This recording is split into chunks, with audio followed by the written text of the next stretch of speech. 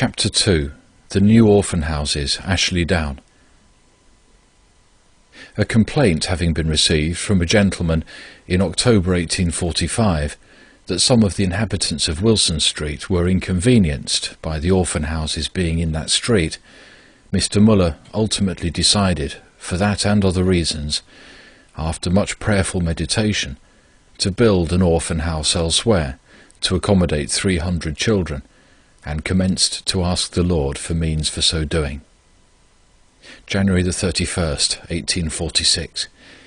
It is now 89 days since I've been daily waiting upon God about the building of an orphan house.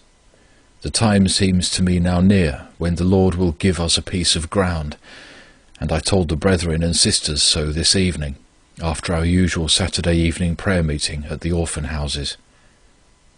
February the 1st. A poor widow sent today 10 shillings. February the 2nd. Today I heard of suitable and cheap land on Ashley Down. February the 3rd. Saw the land. It is the most desirable of all I have seen.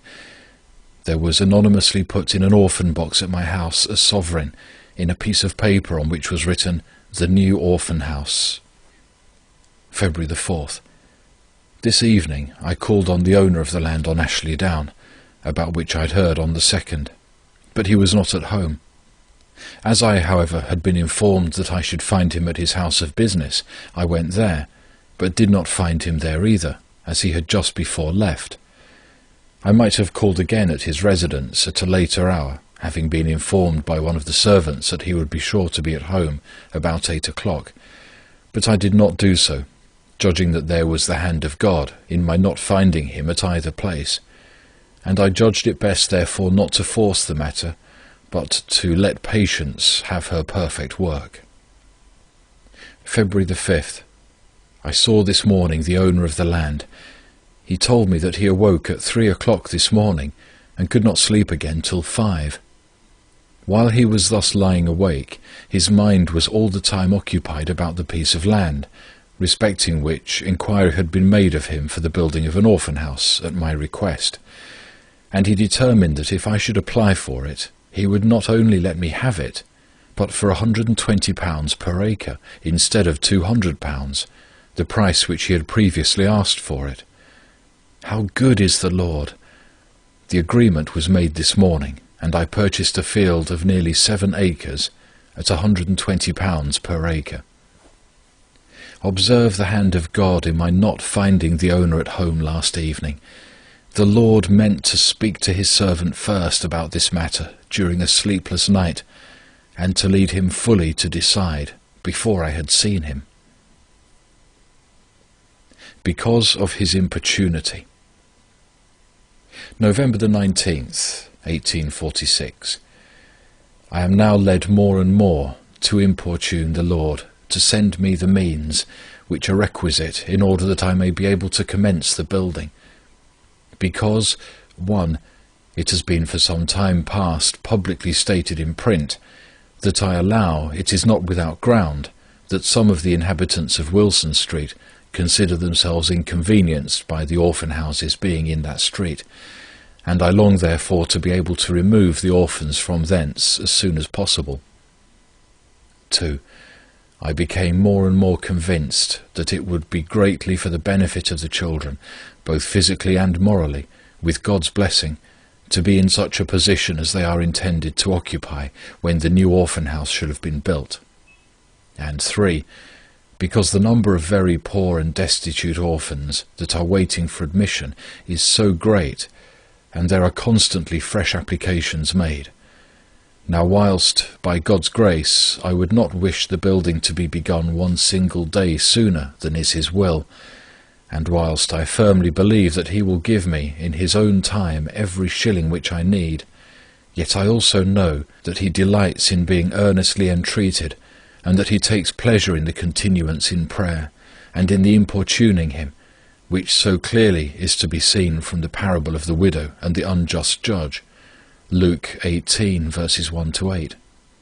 For these reasons, I gave myself again particularly to prayer last evening, that the Lord would send further means, being also especially led to do so, in addition to the above reasons, because there had come in but little comparatively since the 29th of last month. This morning, between 5 and 6 o'clock, I prayed again, among other points, about the building fund, and then had a long season for the reading of the Word of God. In the course of my reading, I came to Mark 11, verse 24. What things soever ye desire, when ye pray, believe that ye receive them, and ye shall receive them. The importance of the truth contained in this portion I have often felt and spoken about, but this morning I felt it again most particularly, and applying it to the new orphan house, said to the Lord, Lord, I believe that Thou wilt give me all I need for this work. I am sure that I shall have all, because I believe that I receive in answer to my prayer. Thus, with my heart full of peace concerning this work, I went on to the other part of the chapter, and to the next chapter. After family prayer, I had again my usual season for prayer with regard to all the many parts of the work, and the various necessities thereof, asking also blessings upon my fellow labourers, upon the circulation of Bibles and tracts, and upon the precious souls in the adult school, the Sunday schools, the 6-day schools, and the 4 orphan houses. Amidst all the many things, I again made my requests about means for the building. And now observe, about 5 minutes after I had risen from my knees, there was given to me a registered letter containing a cheque for £300, of which £280 are for the building fund, 10 for my own personal expenses, and £10 for Brother Craik. The Lord's holy name be praised for this precious encouragement, by which the building fund is now increased to more than £6,000. Mr. Muller's first orphan house. January the 25th, 1847. The season of the year is now approaching when building may be begun. Therefore, with increased earnestness, I have given myself unto prayer, importuning the Lord that He would be pleased to appear on our behalf, and speedily send the remainder of the amount which is required. And I have increasingly of late felt that the time is drawing near when the Lord will give me all that which is requisite for commencing the building. All the various arguments which I have often brought before God, I brought also again this morning before Him. It is now 14 months and 3 weeks since, day by day, I have uttered my petitions to God on behalf of this work.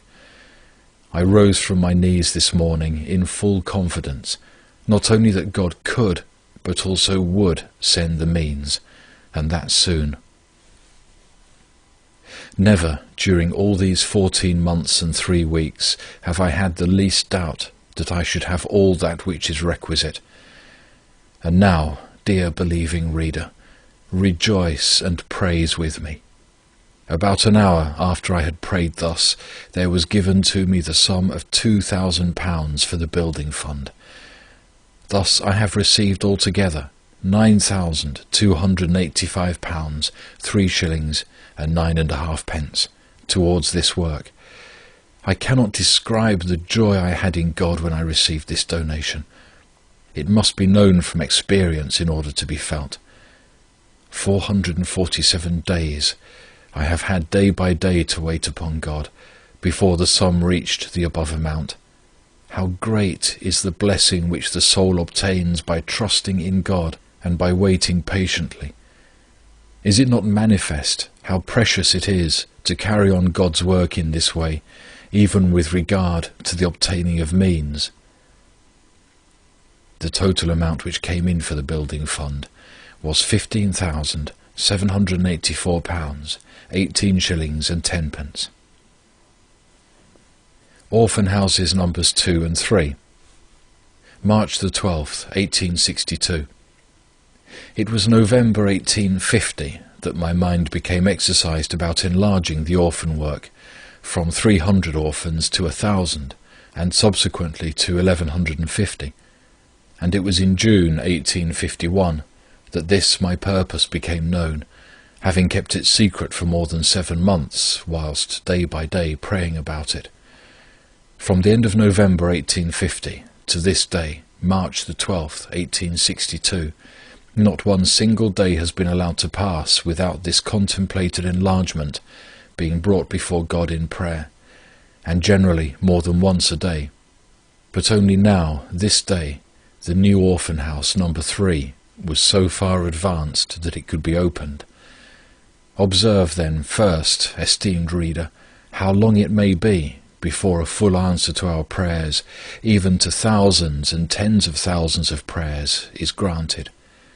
Yea, though those prayers may be believing prayers, earnest prayers, and offered up in the name of the Lord Jesus, and though we may only for the sake of the honour of our Lord desire the answer, for I did, by the grace of God, without the least doubt and wavering, look for more than 11 years for the full answer, and I sought only in this matter the glory of God. Praying 3 times daily for helpers.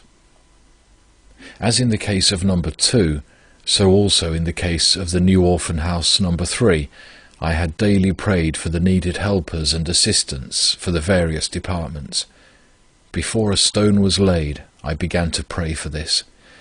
And as the building progressed, I continued day by day to bring this matter before God, feeling assured that, as in everything else, so in this particular also, He would graciously be pleased to appear on our behalf and help us, as the whole work is intended for His honour and glory.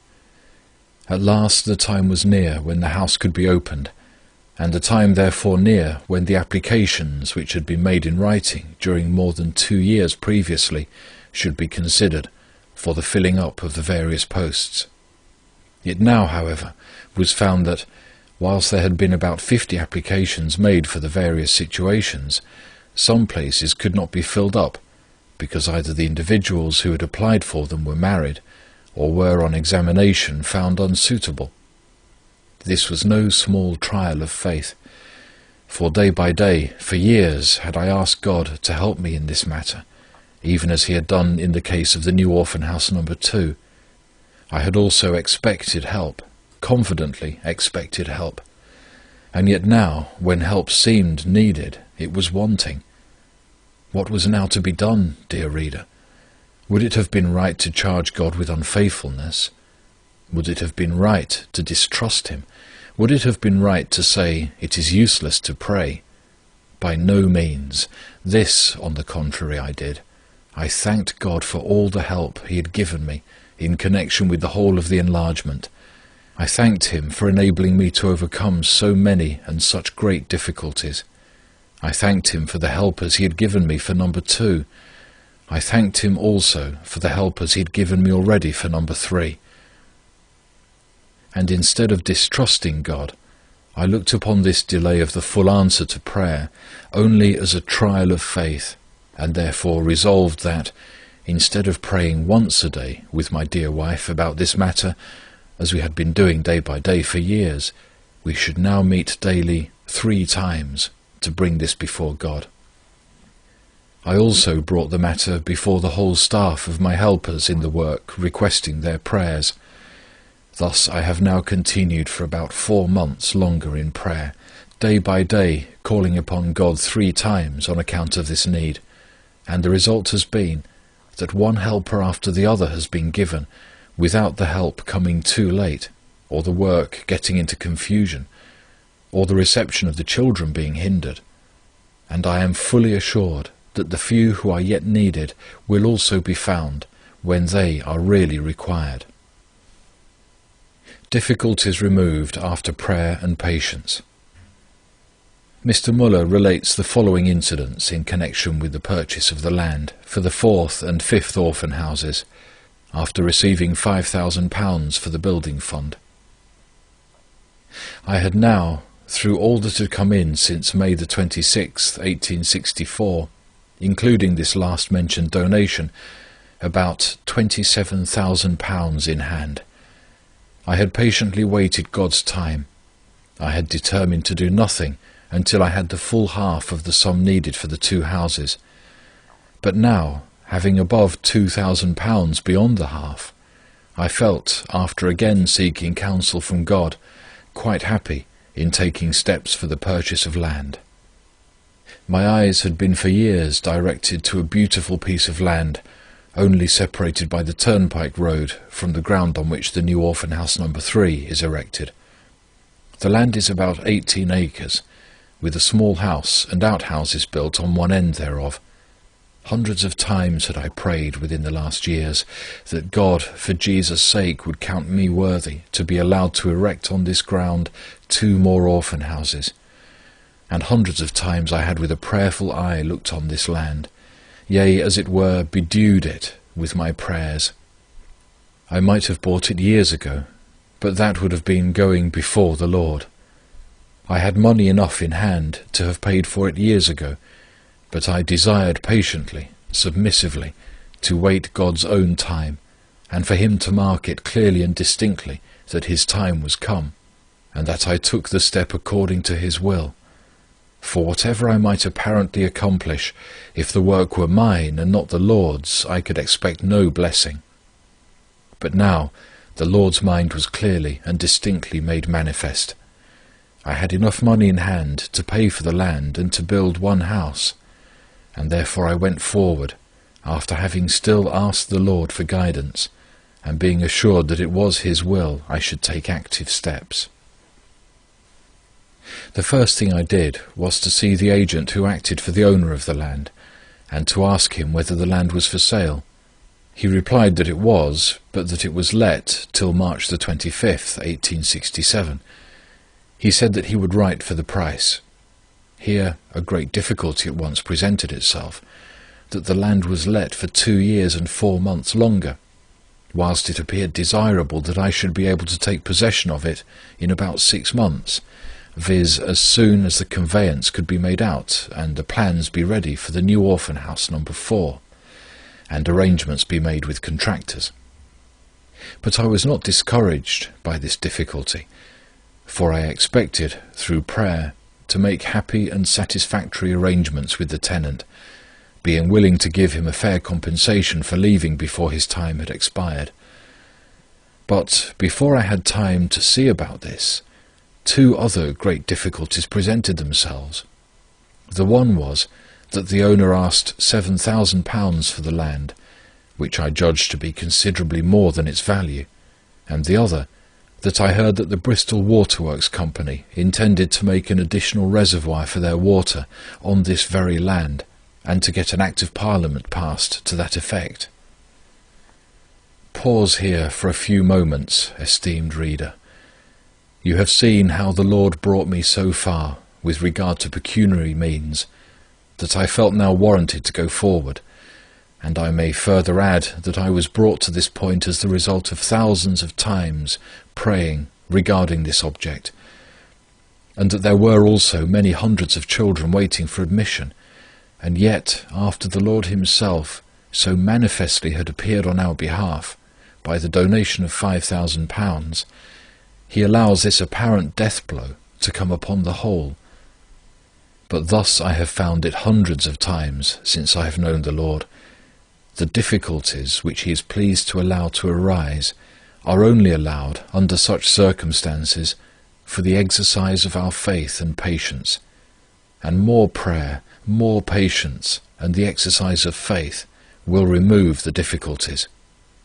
Now, as I knew the Lord, these difficulties were no insurmountable difficulties to me, for I put my trust in Him, according to that word, "The Lord will also be a refuge for the oppressed, a refuge in times of trouble, and they that know Thy name will put their trust in Thee, for Thou, Lord, hast not forsaken them that seek Thee."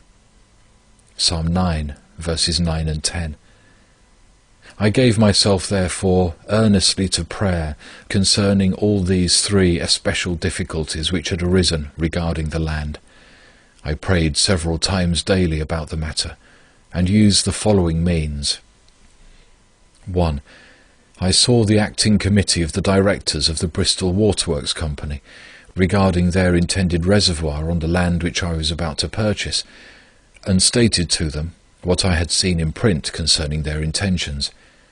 They courteously stated to me that only a small portion of the land would be required, not enough to interfere with my purpose, and that, if it could be avoided, even this small portion should not be taken.